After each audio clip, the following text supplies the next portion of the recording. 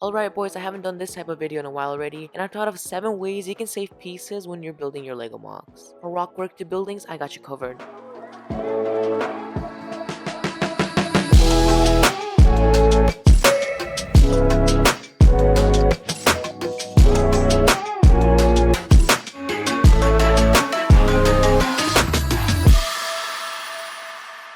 Okay, the first way you can save Lego pieces is by using printed and sticker tiles on top of your buildings. Back in the day, I didn't have enough pieces, and I've used this technique to save a couple of extra tiles. Besides, it's not visible on the exterior anyway.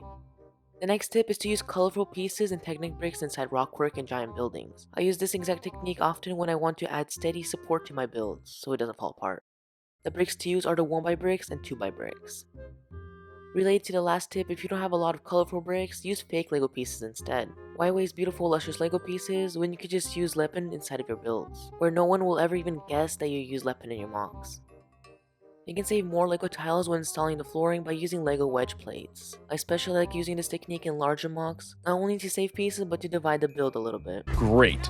I think I got it, but just in case, tell me the whole thing again, I wasn't listening. Have you ever wanted to build a Lego MOC only one color? Well, I used to do that back in the day and I would end up having not enough pieces to complete the MOC. Instead, select a main color for your build and choose a few complementary colors. For example, the colors that match the tan colorway is the nougat color and reddish brown. Then simply just divide the wall colors using your bricks in the build itself, like I did here in my Walmart MOC. Next, if you don't have specific pieces you need to complete your MOC, some bricks you can actually build yourself, like the snot brick. Just take Technic bricks and Technic pins and you'll have a snot brick. Or if you need a 2x brick, just take 3 plates of the same length and connect them together.